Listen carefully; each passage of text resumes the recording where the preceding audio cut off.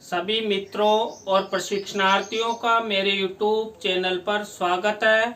हम अध्ययन कर रहे हैं समकालीन भारत और शिक्षा पेपर का। इस पेपर के अंतर्गत आज का हमारा टॉपिक रहेगा समान शैक्षिक अवसरों को प्राप्त करने के लिए दृष्टिकोण। देखिए, जो समान शैक्षिक अवसर होते हैं उनको प्राप्त करने के लिए जो दृष्टिकोण होना चाहिए वो कैसा होना चाहिए, इसके बारे में हमारे एक पाश्चात्य विद्वान है एनिस। इस विद्वान ने कहा है शैक्षिक अवसरों को प्राप्त करने का दृष्टिकोण समानता युक्त होना चाहिए। यानी कि जो शैक्षिक अवसर प्रत्येक व्यक्ति को प्रदान किए जाते हैं वो समानता युक्त होनी चाहिए। उनके कहने का तात्पर्य ये है कि जो शिक्षा है सभी को समान रूप से प्राप्त हो, किसी एक व्यक्ति को प्रदान न होकर सभी को समान रूप से प्राप्त हो और बिना भेदभाव के प्रदान की जाए।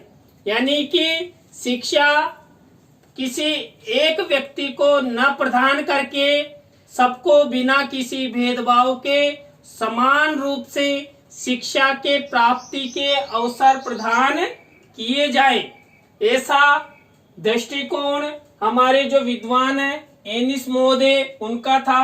इसके बाद हमारे देश में एक आयोग बना था, विश्वविद्यालय शिक्षा आयोग, जो 1949 में बना था। इस आयोग का दृष्टिकोण समान शैक्षिक अवसरों की प्राप्ति से था और उन्होंने शिक्षा क्षेत्र में प्रगति के लिए यह आयोग बना था। इस आयोग ने क्या दृष्टिकोण प्रस्तुत किया इसके बारे में देखते हैं।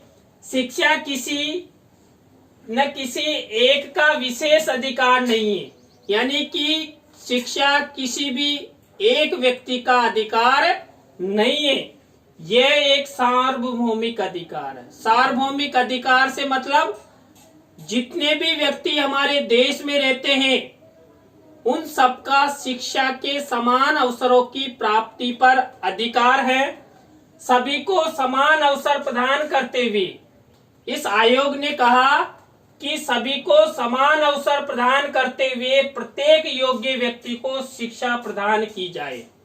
यानी कि जो व्यक्ति शिक्षा प्राप्त करना चाहता है उन सबको समान रूप से बिना किसी भेदभाव के शिक्षा प्रदान की जाए, ऐसा दृष्टिकोण जो राधाकृष्णन आयोग भी कहते हैं इसे, विश्वविद्यालय शिक्षा आयोग को, ऐसा उनका दृष्टिकोण था। नेक्स्ट टॉपिक में हम फिर मिलेंगे और नेक्स्ट टॉपिक रहेगा शैक्षिक अवसरों की समानता की आवश्यकता। देखिए, यहाँ पर दृष्टिकोण पढ़ा था हमने समान शैक्षिक अवसरों की, तो उसमें हम अध्ययन करेंगे कि जो समान शैक्षिक अवसर है उनकी आवश्यकता क्यों होती है। उनकी आवश्यकताएं भारत के प्रत्येक व्यक्ति को क्यों है। तो फिर मिलेंगे। Thank you.